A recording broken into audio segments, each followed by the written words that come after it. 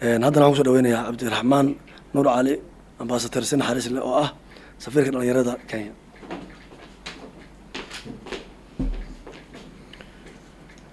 Assalaamu calaykum waraxmatullaahi wabarakaatuh. Waxaan galabta isugu nimid halkan oo shirka jaraa'id aan u qabanay waliba xataa baaqa degdega ah in maxaa la yiraahdaa dulum dheer na lagu sameeyay oo magac surre dartiina lagu sameeyay. Magac surre annaga kor waa ka wada nahay laakiin inagu waana la yaqaanaa Qubays baynu nahay.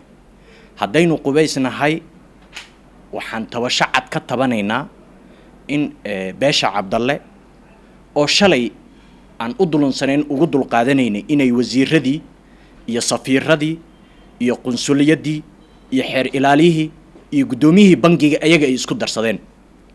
xildhibaankii kaliya soo haray een haysanayna inuu uma jara xaabiyo ra'iisul wasaare Xasan Cali Khayre. taasi ma aha mid Qubays u cuntanta ama marnaba yeelayso.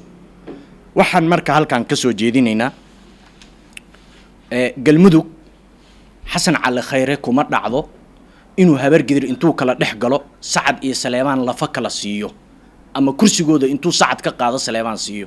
saas darteed waxay la mid u tahay in Qubays iyo Cabdalle dagaalka dhexdooda ka socda inaadan dhex gelin ama aadan u kala helinin adoo astaantii qaranka ahayd. haddii ay bilaabatana adoo astaantii qaranka ahayd in aad u wareejiso ama aad isku dulunsiiso ama aad madaxa isku geliso laba reer oo wada dhasho walaalo ah in ay taas noqonayso waxa ugaaskaagu oo asaga laftirkiisa baraha social media kaaga eedeynayay. waxayna Soomaali tiraahdaa nimaan talin jirin hadduu taliyo nimaan tagi jirin ayaa taga. waxaan leeyahay beesha surre haddaynu nahay Qubays iyo Cabdalle xilkeenu sida uu macallin Zubeer sheegay waa lama taabtaan waa muqaddas. waxaan halkan baaq cad ugu dirayaa anigoo ah safiirka dhalinyarada mudane Maxamed Cabdullaahi Farmaajo hadduu halkan naga maqlaayo fadlan xukuumadaadu bay magac xumada ku dhacaysaa. xukuumadaadu baa horyaalka u ah dulmiga galmudug ka socda iyo waliba beesha Qubays lagu wado.